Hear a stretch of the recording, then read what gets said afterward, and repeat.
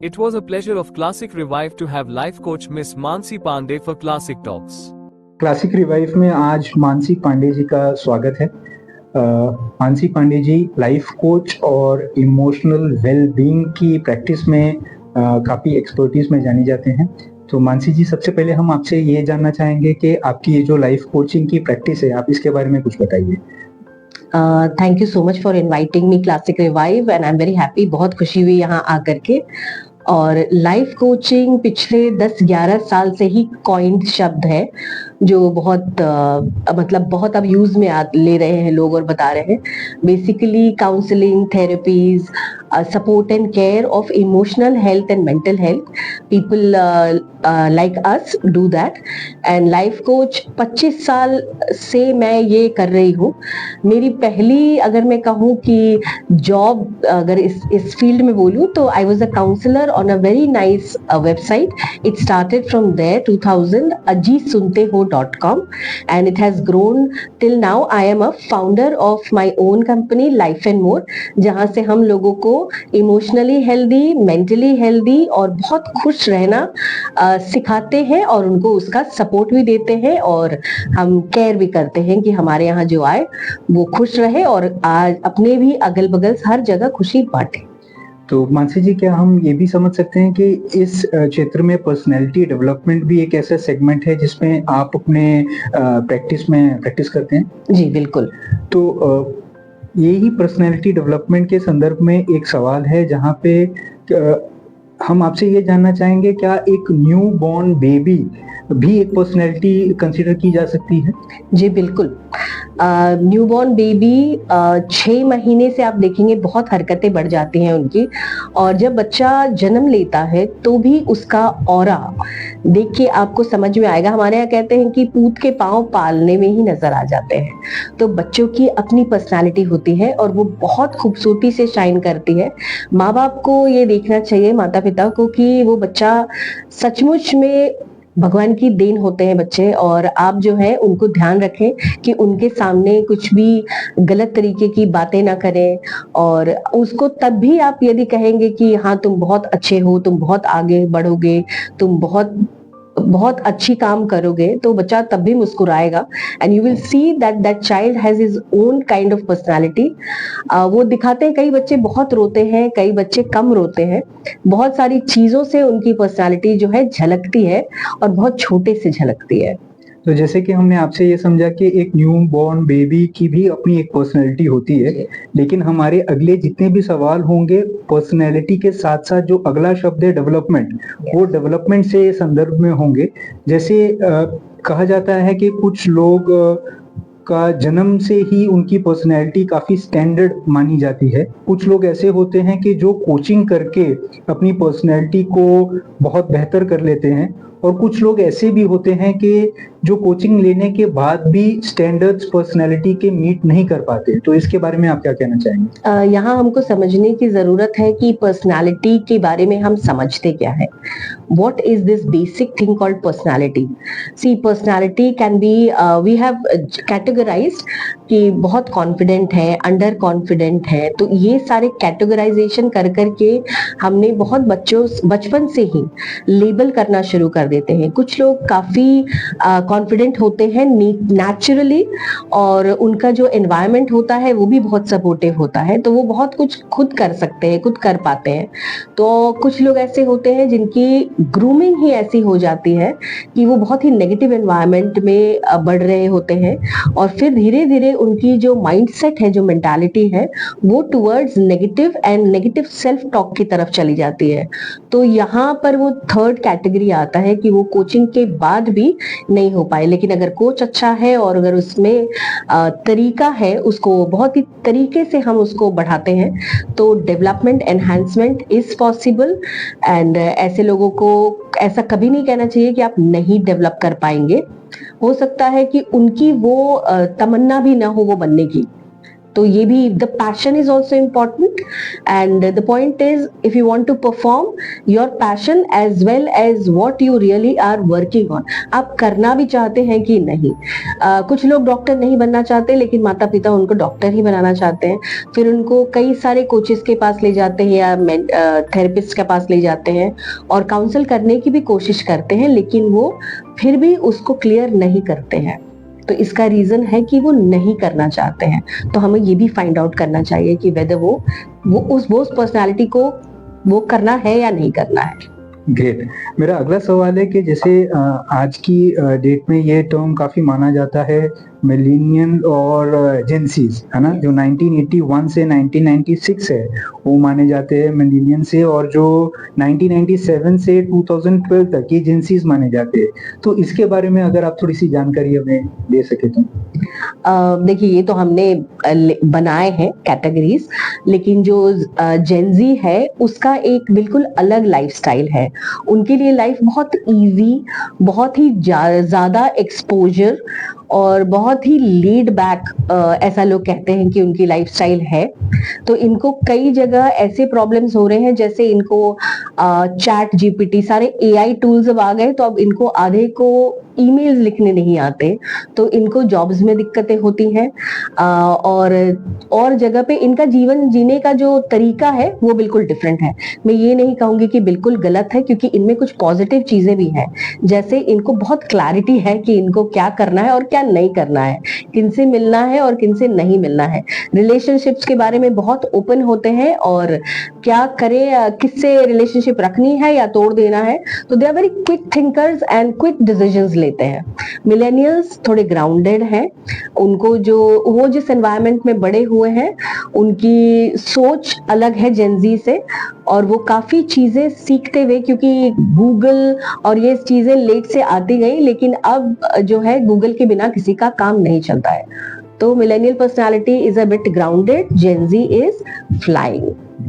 तो मेरा अगला सवाल है, जैसे कह सकते हैं कि जो सोसाइटीज में विक्टिम्स पाए जाते हैं कि जो आउटस्पोक नहीं होते, जो खुल के बात नहीं कर सकते, मेरा फोकस है मेरे सवाल में चाइल्ड अब्यूज के बारे में। तो उसके बारे में आप अगर थोड़ा सा एलोबरेट कर सकें। चाइल्ड अब्यूज बहुत कॉमन है आज के डेट में, and please don't think that only female child is abused. Today you should take care, और अपने बच्चों के बोथ सन एंड डॉटर, आप उनको अवेयरनेस पहले से दीजिए, उनसे खुल के बात कीजिए।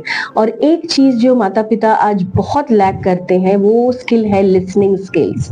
आप प्लीज अपने बच्चों को सुने। अगर वो कह रहा है कि वो कहीं कंफर्टेबल किसी के साथ कंफर्टेबल नहीं है, या वो आपके घर के इंसान हो सकता है या बाहर का कोई हो सकता है, तो उसको सुनिए। उसको सुनना बहुत जरूरी है, और ये बहुत ही पेनफुल टाइम है फॉर द चाइल्ड, और पूरी जिंदगी उसका पूरा पर्सनालिटी इसकी वजह से इफेक्ट हो सकता है। और ये भी हो सकता है कि वो बच्चा या तो बहुत अग्रेसिव वायलेंट हो जाए या फिर बिल्कुल साइलेंट हो जाए। तो इसलिए बहुत जरूरी है कि आप तुरंत अपने बच्चे की बात सुने, और कहीं किसी एक्सपर्ट के पास जाकर भी उससे बात करने को बच्चे को ले जाएं, काउंसलर के पास ले जाएं, उससे बात करने दें। और प्लीज उस बच्चे को ये ना बोलें कि that child should be silent and not tell anybody. Listen to your child, that is very important. Great. मेरा अगला सवाल है, जो यंगस्टर्स अपने प्रोफेशंस में आ गए होते हैं, जैसे in terms of personality, if a sports person, जैसे कि कोई खिलाड़ी हो या कोई फिल्म स्टार हो या कोई पॉलिटिशियंस हो, how important is for him और for her to be in discipline? That's a very, very nice question, because today when you go on social media, there's a hashtag that is very trending, and that is Monday motivation. So हम अब ऐसे हो गया है कि हम सोचते हैं कि मोटिवेशन ही सब कुछ है। I should get motivated, validated from outside. पर डिसिप्लिन और मोटिवेशन का अंतर क्या है। आपको आज बहुत अच्छा लग सकता है, हो सकता है कि आप फिजिकली बहुत हेल्दी फील कर रहे हो या आपकी बहुत चीजें अच्छी हो रही हो, तो you are very highly motivated and enthusiastic about it, but next day it is not the same, so you feel very low and demotivated or don't want to do it। या फिर आप कुछ करना चाहते हैं तो दो लोग आपको अच्छे मिल गए तो उन्होंने आपको बहुत मोटिवेट कर दिया, दो लोग आपको खराब मिल गए और डीमोटिवेट कर दिया, तो आपकी पर्सनालिटी, आपकी सोच, बहुत सारी चीजें, आपके डिसीजंस आप उससे लेने लगते हैं। लेकिन जब आप डिसीजंस लेने के लिए डिसिप्लिन की महत्व को समझते हैं तो डिसिप्लिन बहुत सिंपल है। You have to build a habit of success of what you want to do, so you get into a habit, और डिसिप्लिन आपको हमेशा सक्सेसफुल रखेगा, आप बहुत आगे जाएंगे, आपको मोटिवेशन ढूंढने की जरूरत नहीं पड़ेगी और डिसिप्लिन आपको बहुत सेल्फ मोटिवेशनल यानी सेल्फ मोटिवेटेड बना देगा। तो आप बाहर की जगह फिर इनवर्ड्स जाएंगे और अपने सक्सेस और अपने गोल को पाने के लिए रोज मेहनत करेंगे और एक हैबिट पैटर्न सेट हो जाएगा, तो आपका दिमाग भी आपका साथ देगा। ग्रेट। मेरा अगला क्वेश्चन है कि जैसे मोटिवेशन और सेल्फ कॉन्फिडेंस के लिए कोई सोल डाइट आप रेकमेंड कर सकते हैं? Soul diet, that's such a wonderful word. yes, motivational or what was the other thing, motivation और self confidence. Self confidence, yes. Self confidence के लिए और मोटिवेशन के लिए आप रोज अपने बारे में 5 अच्छी चीजें सोचिए, बोलिए और लिखिए। 5 ग्रैटिट्यूड के थिंग्स, यानी कि 5 अच्छी चीजें क्या हो रही हैं आपके साथ, वो लिखिए और खुद को बोलिए। रोज सुबह जब आप उठते हैं तो सबसे पहले मिरर में, हम वॉशरूम जाते हैं ब्रश करने, मिरर में खुद को देख के सेल्फ नमस्कार कीजिए, क्योंकि जिस रब को आप बाहर पूजते हैं, जिस भगवान को आप बाहर पूजते हैं, वो एक्चुअली आपके अंदर है। You are a part of that, and when you do that you respect your life, you respect, you are grateful कि आपको जो जिंदगी मिली है वो क्यों मिली है, क्या करना है, the purpose also. And when you start loving your self, ये आप में एक सेल्फ लव का सीड बोएगा, और जब आप खुद को बहुत प्यार करने लगेंगे और ऊपर वाले का धन्यवाद करेंगे और ग्रेटफुल रहेंगे, तो gratitude is something that you should expose yourself to. Listen to things that are full of good things, positive things. These are all that will put you into a very positive mindset. Your self confidence will rise and you will always be motivated towards doing something very good because you know your purpose. Great. मेरा अगला सवाल है success के संदर्भ से, success के topic से, कि जैसे in course of success hard work, discipline, good health, meditation, ये सब चीज़ों की ज़रूरत होती है and it is a part of process. ऐसे ही सक्सेस में चैलेंजेस होते हैं, कभी कभी कोई भी इंडिविजुअल जो है डिप्रेस भी फील कर सकता है और उन्हें पता भी नहीं होता है कि वो डिप्रेस है। तो इस सब्जेक्ट के बारे में आप क्या कहना चाहेंगे? यार, depression is a very normal thing. पहले ये समझ लीजिए कि ये बिल्कुल भी ऐसा है कि हम कई बार दिन भर में डिप्रेस्ड फील करते हैं। Now that is sadness.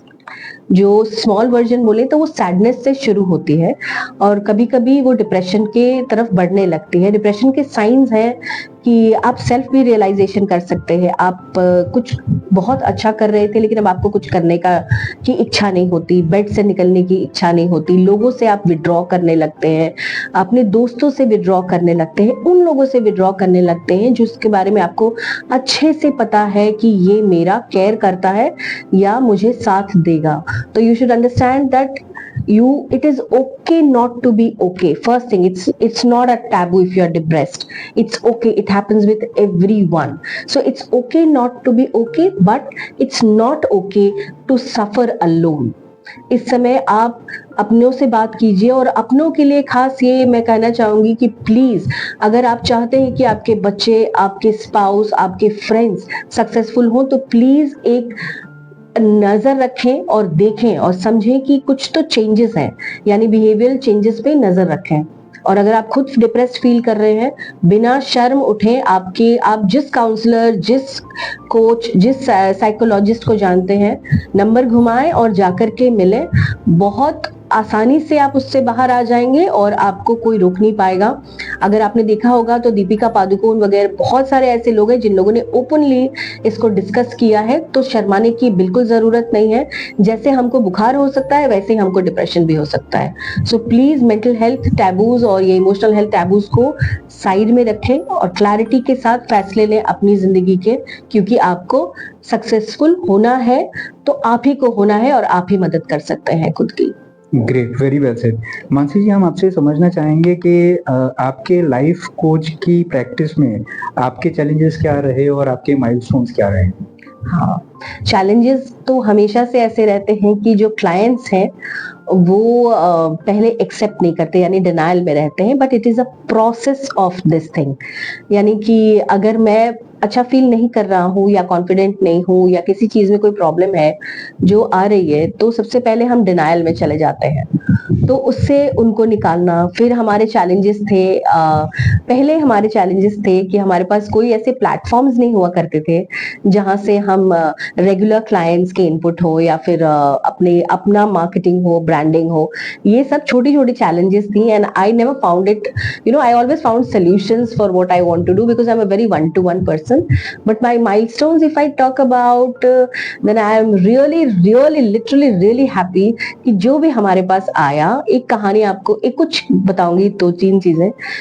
जैसे एक लड़की थी, she was very blackmailed by her boyfriend and she came panicked and in panic attack, and then उस दिन बैठे बैठे वो बॉयफ्रेंड से जो उसकी लड़ाई हुई और वो ब्लैकमेल कर रहा था, वहां से वो निकली और किसी और के पास पहुंच गई, जहां उसने उसको कुछ क्रिस्टल्स दिए, क्योंकि इस समय माइंड बिल्कुल सही नहीं होता, आपको लगता क्या करूं जो सब ठीक हो जाए। उसने उसको क्रिस्टल्स दिए, लेकिन वो 1 घंटे जो उसने मेरे साथ बिताए मेरे ऑफिस में, after coming out of that and spoke about it, that girl is doing very very well today and she's well settled। वो सब भूल चुकी और उसने उस ब्लैकमेलर को भी अच्छा सबक सिखाया। And second is there was this woman who wanted to suicide। Why? Because her husband, she kept telling कि मेरा हस्बैंड मुझसे प्यार नहीं करता है, ऐसा नहीं, बिकॉज उसका हस्बैंड दिखा नहीं पाता था। लेकिन दिखाना ही जरूरी नहीं होता है। हमारे सेशंस के बाद it's a lovely couple, they are together, they have 2 children, and third I would say of a senior citizen, he was also very depressed because इस एज में ऐसा हो जाता है। एंड उन्होंने अपने बच्चों से भी बात करना बंद कर दिया और बहुत बुरे तरीके से बात करते थे।